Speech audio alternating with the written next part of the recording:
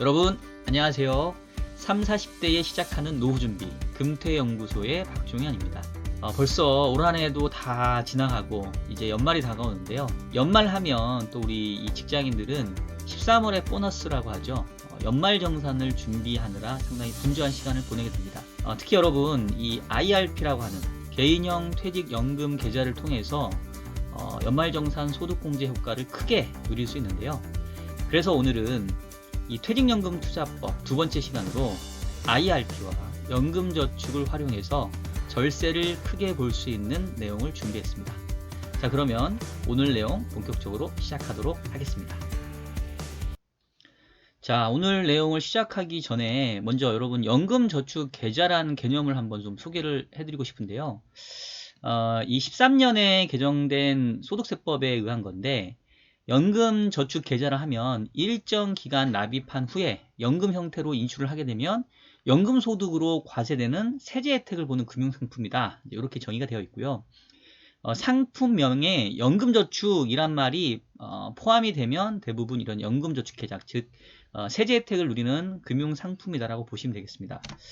사실 이제 연금저축 계좌가 이렇게 여러 가지 이름으로 이렇게 변형되어 왔어요. 그래서 여러분들 조금 헷갈려 하실 수 있어서 제가 정리를 해봤는데, 일단은 이전에는 연금저축이라고 그냥 불렀었는데 그게 2013년부터는 연금저축 계좌라고 이제 변경이 된 거고요. 바뀐 내용들은 이제 납입 한도에 있어서 그전에는 분기별 300만 원이었다가 최근에는 분기 한도 없어지고 그냥 연 1,800만 원 한도로 바뀌었습니다. 그리고 이제 눈에 띄는 게 연금 개시 기간과 적립 기간이 적립 후 5년 경과 이후 55세가 이제 연금의 조건이 되고요. 수령 기간이 최소 10년으로 요게 좀 바뀐 부분, 요 정도가 차이라고 볼 수가 있겠습니다. 자, 연금저축 계좌를 종류별로 보게 되면 크게 이제 연금저축 계좌와 퇴직연금 계좌로 나눠볼 수 있는데요. 이 연금저축 계좌에서는 이제 연금저축 신탁, 뭐 연금저축 펀드, 연금저축 보험이 있는데 지금 연금저축 신탁은 폐지가 돼서 사실상 이제 펀드하고 보험 이렇게 두 가지만 있다고 보시면 되겠고요. 자, 그리고 우리 퇴직연금 지금 퇴직연금 투자법에서 얘기하고 있는데 이 IRP를 통해서도 납입되는 금액을 이제 세제 혜택 받을 수 있죠. 그리고 회사에서 DC 계정의 경우에 추가로 납입이 허용이 되면 이제 이 부분 합한 것도 역시 세제 혜택을 받아볼 수 있는 연금 계좌에 포함이 됩니다. 뭐 과학기술 공제 이거는 우리하고 상관 없고요. 자, 그래서 이 연금저축 계좌에 따른 절세 혜택을 크게 세 가지로 나눠볼 수 있는데요. 그럼 먼저 이 세액공제 혜택부터 한번 살펴볼게요. 이 연금저축하고 IRP를 합해서 1년에 1,800만 원까지 불입을 할 수 있고요. 그 중에 700만 원까지는 연말정산에서 세액 공제가 됩니다. 그러니까 소득공제가 아니라 세액 공제로 바뀌었어요. 그리고 그 세액 공제되는 공제율은 그 소득 수준에 따라 좀 다른데요. 총 급여액 5,500만 원 이하인 경우에는 공제율이 16.5%여서 금액으로 환산하면 약 116만 원 정도. 그러니까 이만큼 세금을 환급받는 형태인 거죠. 그리고 그 이상은 13.2%가 적용이 돼서 한 92만 원 정도를 돌려받는 효과가 있습니다. 그리고 뭐 IRP로 700만 원을 다 세액공제 받을 수도 있고 연금저축하고 섞어서 할 수 있는데 연금저축의 경우에는 최대 400만 원까지이고요. 총급여가 1억 2천만 원을 초과하게 되면 300만 원까지만 세액공제가 됩니다. 그러니까 이거를 잘 합쳐서 계산을 해봐야 될 것 같고, 지금 2020년부터 2022년까지는 일시적으로 50세 이상인 경우에는 그 세액공제 규모를 총 900만 원까지 늘려줬어요. 그러니까 연말정산할 때 이 부분 감안하셔서 꼭 혜택을 좀 받으시면 좋을 것 같습니다. 자, 여기서 이제 제가 꿀팁을 하나씩 드릴 텐데, 첫 번째 여러분들에게 드릴 수 있는 팁 하나는, 이게 이제 소득공제하고 세액공제가 성격이 달라요. 그러니까 소득공제일 경우에는 자기 연봉이 높은 쪽으로, 예를 들면 부부가 맞벌이를 한다고 한다면 기본적으로 소득이 높은 쪽에서 공제받는 게 유리한데, 세액공제일 경우는 거꾸로입니다. 보시는 것처럼 소득이 적을수록 공제율이 높기 때문에 만약에 맞벌이를 하고 있는데 소득공제 받을 수 있는 그 투자 금액이 뭐 예를 들면 700만 원으로 정해서 하고 싶다라고 한다면 부부 기준으로 그러면 이제 남편하고 부인하고 이렇게 서로 얘기해서 소득 규모가 적은 쪽으로 이렇게 이 연금저축이나 IRP 투자해서 세액공제를 받는 게 유리하시고요. 여기서 한 가지 신중하셔야 될 거는 말 그대로 이제 연금저축, IRP, 퇴직연금이잖아요. 이거는 연금으로 받아야 효과가 있는 거지. 중간에 그러니까 중도 해지를 해버리면 기타 소득세 16.5% 고율이 부과가 됩니다. 그러니까 내가 이거를 그 납입을 해서 55세까지는 못 찾으니까 그때까지 계속 투자할 거다라는 마음을 먹고 그 돈에 대해서만 세액공제 혜택을 받는 게 좋지. 당장 뭐 세액공제 혜택 받겠다고 뭐 나중에 현금 흐름이라던가 자금 계획 이런 거 생각 안 하시고 투자했다가는 낭패를 보실 수가 있으니까 그 부분은 꼭 기억을 하셔라. 요 얘기 한번 드리고 싶고요. 이런 경우가 있을 수 있어요. 그 세액공제 한도를 넘어서 투자를 하는 경우가 있을 수 있죠. 아까 얘기했던 것처럼 연금저축이랑 IRP 합쳐가지고 700만 원까지만 세액공제가 되는데 나는 1000만 원이 뭐 여유가 있어서 그냥 넣어버렸어요. 그럼 이제 300만 원은 혜택을 못 받잖아요. 근데 이럴 경우에는 이제 특례 적용이라고 해가지고 그 이듬해로 넘기면 됩니다. 그럼 그 이듬해에 300만 원이 다시 잡히게 되고요. 여기서 이제 또 역시 세액공제는 700만 원까지 되니까 그 이듬해에는 이제 400만 원만 더 넣을 수가 있겠죠. 어쨌든 두 번째 꿀팁은 납입 금액이 세액공제 한도 넘어간 경우는 다음 해로 넘기면 된다. 그리고 그 다음에 세액공제 한도는 역시 700만 원이다. 요것도 기억을 하시면 좋을 것 같아요. 자, 그 다음에 이제 살펴볼 게 아까 이제 연금저축하고 IRP하고 섞어서 한다고 말씀드렸는데 이제 사실 저희는 이제 퇴직연금 쪽에 포커스를 두긴 할 건데 이게 이제 세액공제를 얘기하다 보니까 이 연금저축하고 이 IRP하고 섞은 콤비네이션이 나올 수밖에 없어서 제가 지금 연금저축을 지금 건드렸는데 연금저축 앞에서 얘기했던 것처럼 크게 보면은 연금저축 펀드하고 연금저축 보험 두 가지가 있어요. 그래서 IRP랑 그 연금저축을 섞을 때 펀드로 섞을 건지 보험으로 섞을 건지 이제 고민이 좀 될 수 있죠. 그래서 이제 그 두 가지 좀 비교해보고 어떤 게 나을지를 좀 말씀을 드릴 텐데 일단은 그 장단점을 보면 연금저축 펀드의 경우는 중도 인출 가능한데 보험은 중도 인출이 좀 안 돼요. 그리고 포트폴리오를 구성하고 변경하는 데 있어서도 보험은 조금 불리한 면이 있습니다. 그리고 이제 적용되는 수익률은 펀드의 경우는 당연히 그 실제 수익에 따른 실적 배당이고 보험의 경우에는 이제 공시이율이라고 해가지고 보험회사가 이제 공시이율을 제시를 합니다.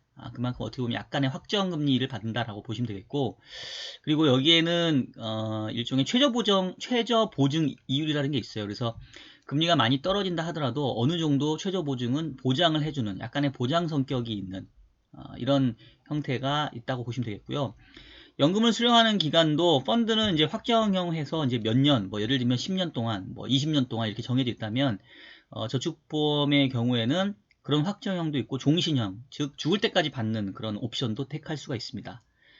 그리고 이제 뭐 최저 보장 효과 있고 뭐 예금자 보호되고 납입 방식은 펀드는 자기가 원할 때 넣지만 저축보험의 경우에는 뭐 매달 얼마씩 불입해야 되는 이제 이런 차이들이 있는데 여기에서 이제 어떤 게 좀 그 자기에게 맞겠냐 성향을 좀 보면 연금저축 펀드가 맞겠다 싶으신 분은 나는 자유롭게 납입하는 거를 좋아하고 내가 직접 상품 골라서 투자하고 싶다. 그리고 원금 손실 위험은 다소 감소할 수 있다. 그리고 보험회사에 맡겨가지고 막 사업비 떼는 거나 이런 거 싫다. 이런 분들은 연금저축 펀드로 선택하면 되시고요. 그 반대로 이제 연금저축보험이 좀 맞는 분은 나는 그냥 꼬박꼬박 적금하듯이 이렇게 연금저축 가입하고 싶다라는 분. 그 다음에 이게 노후 대비이기 때문에 원금 보장은 됐으면 좋겠다. 그리고 수익률이 마이너스는 나면 안 되겠고 적어도 어느 정도 수익률은 보장됐으면 좋겠다라고 생각하시는 분. 그리고 고령화를 감안해보면 죽을 때까지 난 연금 받고 싶다라고 한다면 연금저축보험이 유리하실 거고요. 또 예전에 혹시 가입한 분들 중에서 그 최저 보증률이 높게 형성된 분들은 이건 계속 들고 가시는 게 좋아요. 왜냐면 이제 저금리 시대로 가기 때문에 상당히 그 효자 노릇을 할 거고요. 거꾸로 이제 보험회사에서는 이제 이런 상품 예전에 가입했던 분은 좀 싫어하겠죠. 그러니까 그만큼 회사에서 싫어하는 거는 가입자가 그만큼 좋은 거니까. 그래서 요즘에는 뭐 저축보험에 있다가 뭐 펀드로 옮겨가시기도 하고 펀드에서 보험으로 옮겨오기도 하는데 지금 최근 추세를 보면 일단은 연금저축 적립금 추이가 꾸준히 늘어나고 있는데 현재 보면은 보험의 비중이 74%로 높고요. 이제 신탁은 없어졌다고 그랬고 연금저축 펀드가 10%밖에 아직은 안 돼요. 2019년도 말 기준으로. 근데 그 아마 제가 봤을 때는 이 2020년이 여러 가지 이제 이 금융시장의 기념비적인 해가 될 것 같은데 이제 코로나 이런 사태로 인해서 금융시장 변동성이 컸지만 결과론적으로는 주가가 V자 반등을 하고 모든 자산 가격들이 다 올라가면서 올해 보면 실적 배당 상품들의 성과가 너무 좋았거든요. 그래서 아마도 그 약간 안전자산 위주에 가까운 저축보험보다는 그 연금저축 펀드의 수익률이 상당히 올해 좋을 겁니다. 그래서 실제로 지금 보시면은 그 이거는 이제 18년하고 19년도 비교해 놓은 건데 연금저축 펀드가 18년에는 마이너스였지만 19년도에는 이제 플러스 돌아섰고 아마 올해는 더 좋을 거고 반면에 연금저축 신탁이나 보험, 이 생명보험, 손해보험에서 제공하는 건 다 대부분 2%가 안 돼요. 그러니까 이제 이런 걸 감안해 보면 요즘에 수익률 차이로 인해서 아마도 연금저축 보험에서 연금저축 펀드로 이동하는 그런 비중이 더 많이 늘어나지 않을까 이런 생각이 좀 듭니다. 그래서 세 번째 꿀팁은 조금 더 수익률 관점에서 접근을 해본다고 한다면 연금저축보험보다는 연금저축펀드를 좀 섞어가지고 IRP랑 같이 이 세액공제를 받는 게 좀 더 낫지 않을까라는 생각이 저는 듭니다. 자, 그러면 오케이, 연금저축펀드로 결정을 했고 이제 IRP하고 섞어서 한다고 하면 두 개의 차이가 사실 뭔지를 알아야 비율을 어떤 거를 더 섞고 어떤 거를 덜 섞고가 이제 나올 거 아니에요. 일단은 연금저축펀드랑 IRP는 그 차이가 사실 그렇게 많진 않아요. 일단은 연금 수령 요건이 만 55세 이상이고 가입한 지 5년 이상 요 두 조건을 충족해야 연금을 수령할 수 있고요. 그리고 최근에 제도가 바뀌어서 10년 이상 나눠서 수령을 해야 됩니다. 최소 10년 동안은 나눠야 돼요. 10년 이상 나는 뭐 20년 동안 나눠 받겠다. 이건 가능한데 나는 5년 동안 다 받겠다. 이거는 안 돼요. 이렇게 법은 바뀌었고요. 그리고 이제 연금 소득세는 그 수령 나이에 따라 3.3에서 5.5를 떼고 중도 해지하게 되면 16.5% 고율과세 낸다. 아까 말씀드렸고요. 납입 한도는 두 개 합쳐서 1,800만 원까지다. 자, 그러면 이제 여기는 공통점인데 이제 차이가 뭐냐? 일단은 가장 큰 차이는 이 운용 가능 상품이 조금 달라요. 연금저축이 조금 더 공격적인 투자가 가능하다라고 보시면 되겠는데 기본적으로 IRP 같은 경우는 위험자산의 70%밖에 투자를 못합니다. 즉 30%는 무조건 안전자산을 투자를 해야 돼요. 반면에 연금저축은 100%까지 다 위험자산에 투자할 수 있기 때문에 조금 더 공격적인 투자가 이제 가능한 부분이 있고요. 그 다음에 뭐 중도 인출 관점에서 보면은 연금저축이 더 유리하고요.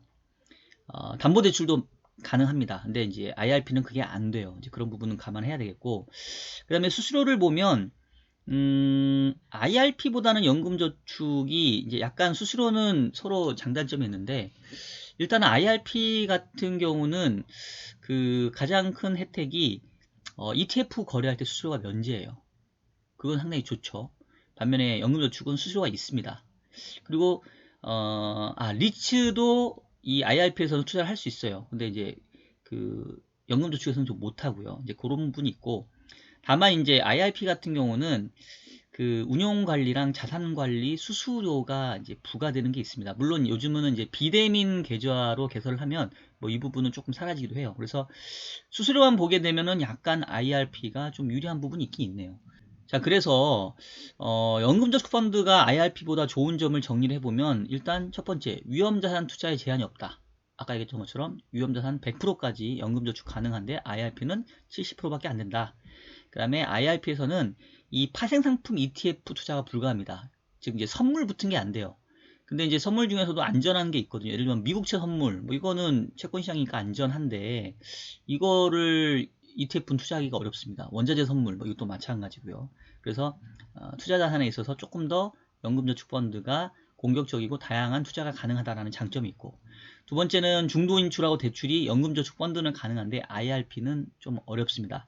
IRP 같은 경우는 특별한 사유가 있으면 중도 인출은 돼요. 뭐 주택 구입이라든가 요양 비용, 뭐 파산 선고, 자연재해 이런 건 되는데 그거 외에는 좀 타이트하고 중도 해지해버리면은 고율 과세가 부담이 되고 대출도 안 된다. 유동성적인 측면에서는 연금저축펀드가 좀 나은 게 있는 거죠.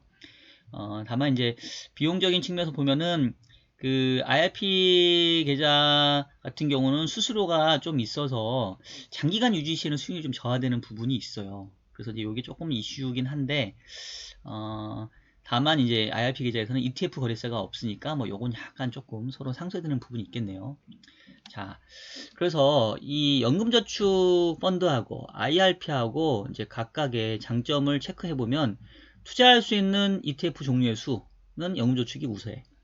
자금운용의 유연성, 이것도 연금저축이 우세. 반면에 분산 투자가 가능하냐? 이제 안전자산을 섞을 수 있거든요. IRP는 30%가 안전자산 들어가니까 이제 그런 관점에서 보면은 조금 더 안전하고, 그 다음에 이제 수수료라든가 비용적인 측면에서는 IRP가 조금 우월한 부분이 있어요. 그래서 이거를 놓고 보면 제가 봤을 때는 연금저축하고 IRP를 섞어서 하는 게 그냥 IRP만 총 해서 세액공제 받는 것보다는 조금 더 유리할 것 같아요. 그래서 제가 네 번째 드리고 싶은 꿀팁은 연금저축 펀드로 일단은 300만원 내지는 400만원 집어넣고 그 다음에 나머지 금액을 IRP로 채워서 700만원을 맞추는 게 제가 봤을 때는 상당히 조금 두 연금저축 펀드와 IRP의 장점을 다 이렇게 고루 누릴 수 있지 않겠느냐. 그래서 지금 이제 연말 얼마 안 남았잖아요. 여러분 일단 연금저축 펀드를 400만원 넣으십시오. 300만원은 이제 연봉 1억 2천 이상 넘어가는 사람이 그렇고요. 대부분 소득자는 그 정도는 안 되니까 일단 400만원만큼 연금저축 가입하시고 그 다음에 나머지 300을 IRP로 가입하시는 게 저는 좋을 것 같아요. 자, 그 다음에 이제 그 두 번째 절세 혜택 살펴보면 이제 운용 수익에 대한 과세가 이연된다라는 건데 앞서 잠시 얘기했던 것처럼 일종의 복리 효과를 낼 수 있는 상당히 이제 좋은 내용인데요. 원래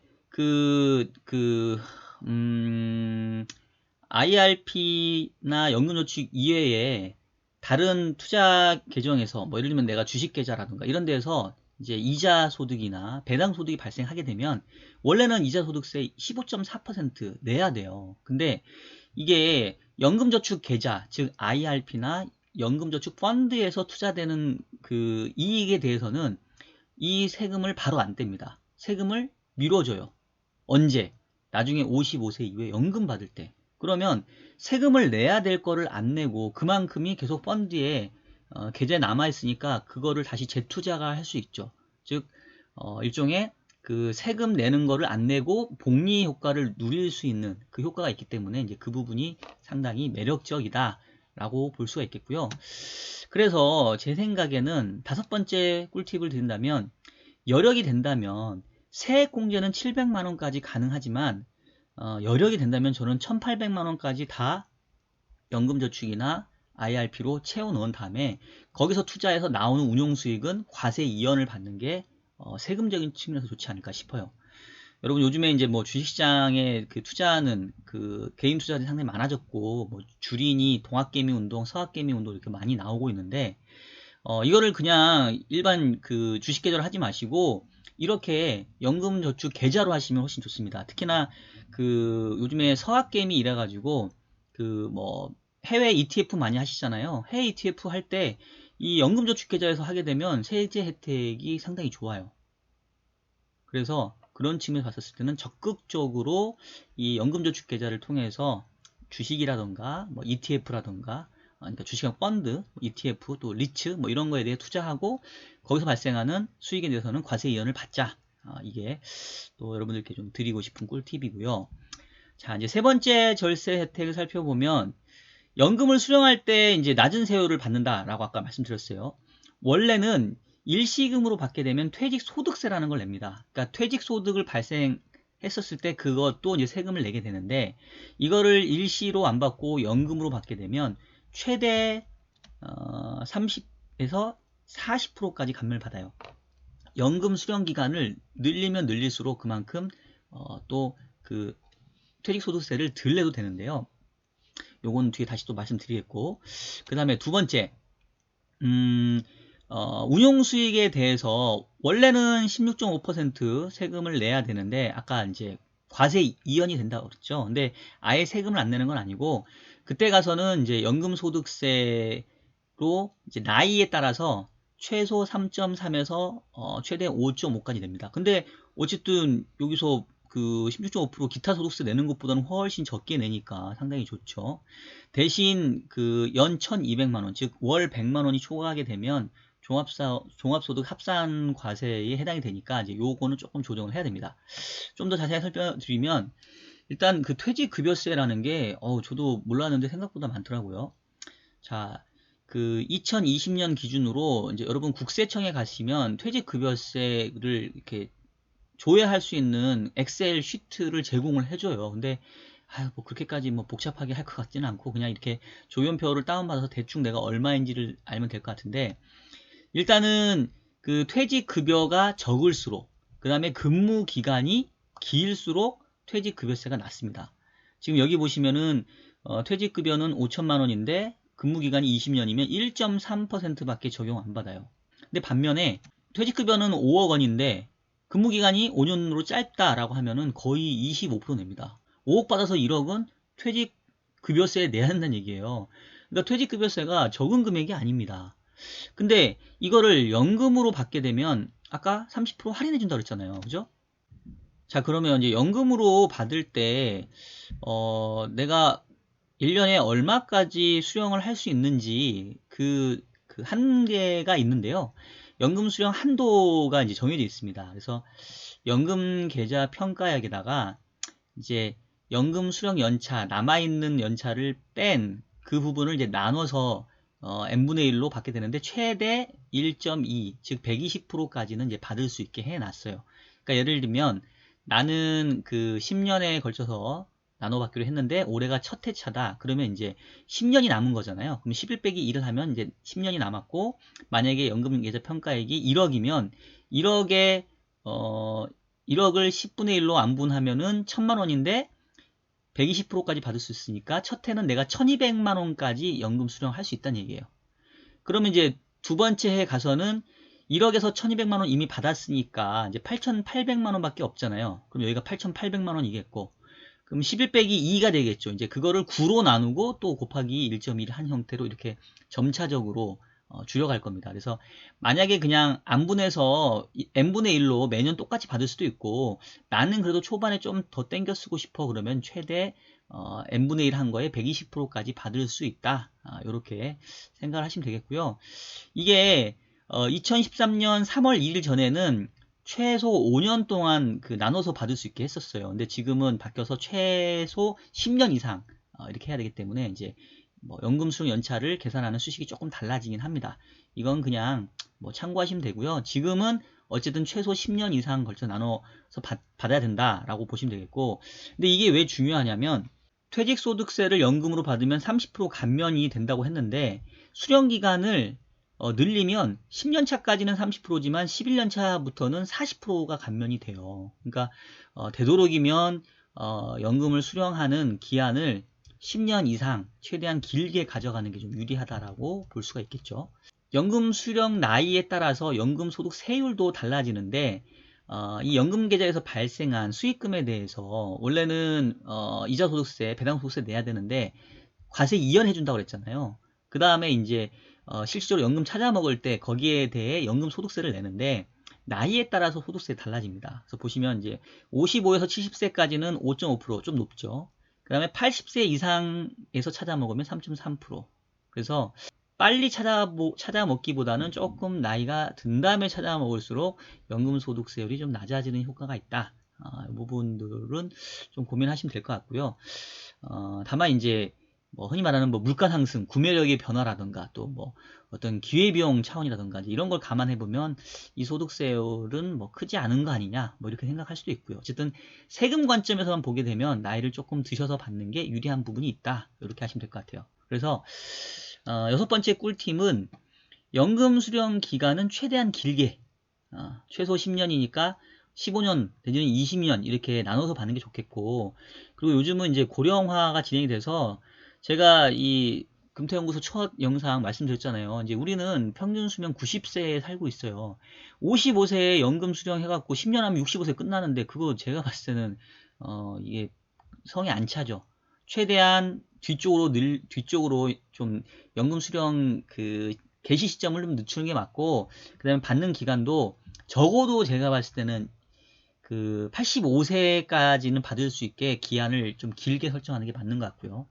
그리고 연금 수령 나이가 늦어지면 늦어질수록 이런 연금 소득세율이 이제 적게 받으니까 그건 장점.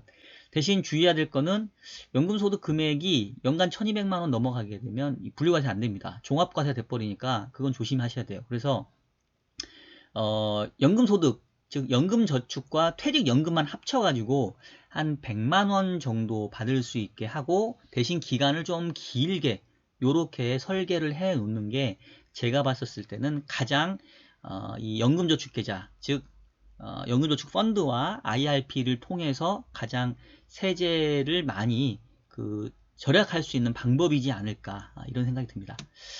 자, 그러면 오늘 했던 내용들 총 정리 한번 해드릴게요. 자, 첫 번째, 맞벌이 부부이고 납입 금액에 한계가 있으면 소득이 낮은 사람이 세액공제를 받아라. 왜냐하면 그만큼 세율이 낮으니까. 그리고 대신 중도해지 시에 고율 과세되니까 내가 55세까지는 적어도 못 받는다고 생각하고 정말로 여유자금 안에서만 이 연금저축계좌를 통한 세액공제를 받으시라 라는 얘기 하고 싶고요. 두 번째, 세액공제 한도 700만원 넘으면 다음 해로 이월할 수 있다. 세 번째는 연금저축보험의 장점도 있긴 한데, 특히 이제 종신으로 받을 수 있다는 건 좀 장점인 것 같긴 해요. 근데 제가 봤을 때는 뭐 납입 받는 기간을 연장하면 되니까 그것보다는 연금저축펀드를 활용하는 게 투자의 어떤 다양화 측면에서 또 유동성 확보 측면에서 좀 좋아 보인다. 그래서 연금저축펀드가 좀 나은 것 같고, 그래서 연금저축펀드로 일단 400만원 넣고 그 다음에 나머지 300만원. 제가 이 300만원을 써니까 또 오해하겠네. 되게 그 연봉이 높은가 보다 하는데 저도 그 정도는 아닙니다. 저도 일단 400만원 연금저축펀드로 그 세액공제 받고 그 다음에 이제 300만원 이제 IRP 넣어가지고 합산해서 700만원 세액공제 받는 게 좋을 것 같고요. 여력이 되면 최대 1800만원까지 투자하자. 왜냐하면 투자에 따른 운용수익이 과세 이연되기 때문에 이것도 무시할 수 없다. 제가 봤을 땐 사실은 이 부분 큰 것 같아요. 그래서 그냥 뭐 엄한 주식계좌 하지 말고 연금저축계좌, 연금저축펀드를 통해서 제가 봤을 때는 뭐 알주식 아니어도 여러 다양한 상품들, 펀드, 또 요즘 ETF가 워낙 좋기 때문에 제가 봤을 때는 굳이 종목까지 투자 안 해도 되거든요. 그리고 IRP 같은 경우는 리츠가 상당히 요즘 배당소도 괜찮기 때문에 거기에도 투자할 수 있습니다. 참고로 제가 이 다음 영상에서는 연금 포트폴리오를 어떻게 구성하는 게 좋을지 이제 그거 설명드릴 거니까 그때 한번 또 다시 한번 말씀드릴게요. 그리고 여섯 번째는 연금 수령 기간 최대한 길게, 수령 라인 최대한 늦게, 연금 소득 금액은 1200만원 넘지 않게 즉 월 100만원 이하로 좀 세팅을 해서 길게 그리고 늦게 수령하는 형태가 되면 아마도 절세 혜택을 제일 극대화해서 누릴 수 있지 않겠냐, 이런 생각이 저는 듭니다. 자, 여러분 지금까지 연금저축계좌, 즉 이 연금저축과 IRP를 이용한 절세 혜택에 대해서 살펴드렸고요. 다음 시간 예고 드릴게요. 자, 그러면 이제 오케이, 연금저축이랑 IRP 이제 가입해야 된다라는 필요성은 아셨을 거고, 지금 연말이 얼마 안 남았으니까 빨리 가입하셔야 돼요. 근데 이제 금융기관이 많단 말이에요. 연금 사업자도 많고, 그러면 증권도 있고 보험도 있고 은행도 있는데 어떤 금융기관을 선택하는 게 좋은지, 이 금융기관의 선택 요령에 대해서 다음 시간에 또 말씀드리겠습니다. 자, 오늘 여기까지 할게요. 여러분 고맙습니다. 안녕.